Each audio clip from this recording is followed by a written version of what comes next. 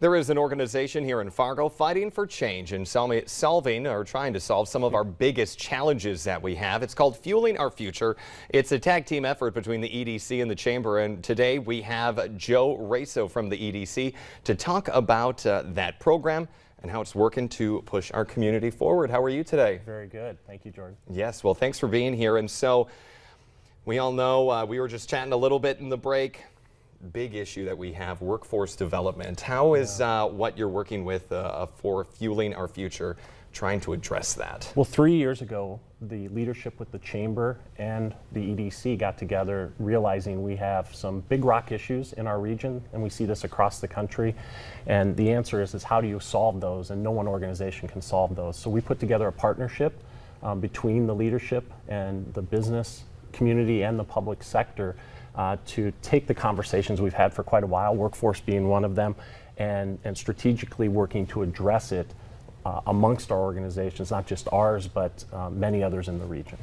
And yeah, this is a lot of big issues that you're looking to address here to move our community forward. And so with that, you're addressing these issues, and so how does that work exactly with Fueling Our Future? You know, what are kind of the meat and potatoes of it? Sure. Well, if we look over these last 3 years and we focus on, let's say, workforce development, for example, we've got recruitment challenges, helping to brand the region. So many people who aren't from here and hear about Fargo maybe from a movie from years ago, they don't authentically know who we are. And so it's our job to start to communicate out to targeted individuals and occupations. We have a region with 8,000 to 10,000 job openings right now.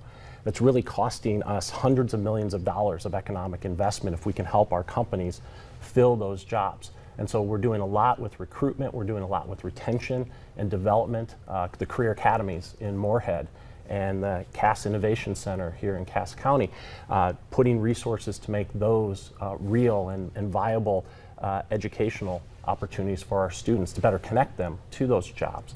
So there's a lot of things moving that have to move to address a big issue like workforce. And with that, what is the importance of working the EDC with the Chamber? I mean, you talked briefly about how no one organization can solve it, but what is that collaboration like in achieving this? Yeah, so you know, we're a business development umbrella for our region, and we have the Chamber, we have the EDC. We both have our different missions where we work with primary sector companies. The Chamber does a fantastic job of public policy and leadership and communication, and so we realize that if we're going to solve these issues, we're going to have to work as organizations, but also with our public sector, our counties, our cities, nonprofits like Folkways or the Convention and Visitors Bureau, so Emerging Prairie. All of these groups are involved in bringing forward ideas that, again, they can't solve themselves, but as a group of organizations and leaders, we're able to come together to do that. Yeah, it takes a village, they say. It does. And so what is the future? What is on the horizon or what you're working toward? Yeah, right now, even though we're working on various workforce development strategies, we also realize that we're a region that's program rich and systems poor, if that makes sense. So we're bringing together some national consultants that are helping us on a master talent strategy for long-term growth of our region. We're working closely with our states and some recent ARPA dollars that are going to be released to help us match some local funding to drive this workforce strategy. We also know that we have other issues that we have to deal with, like do we have the available properties in the region that are ready to go, or what we call document ready. So when a company here or outside wants to come in and build, they know that property is ready to build on. So it's things like that that are, again, bigger than any of us individually, and we have to work together. What are you most excited about for the future? Well, I mean, when you look at the companies that are here, we probably have 8 or 9 industries here with billion-dollar companies, and that's surprising to a lot of people.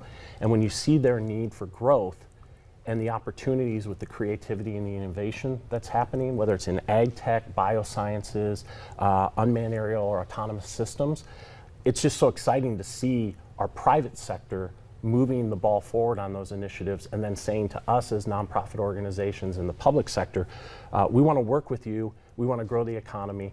Our biggest challenge is workforce. How do we continue to address that? Whether it's childcare, housing, all these things are tied together. And so bringing people around the table and convening that conversation has been critical, and we're really excited to, to be part of that.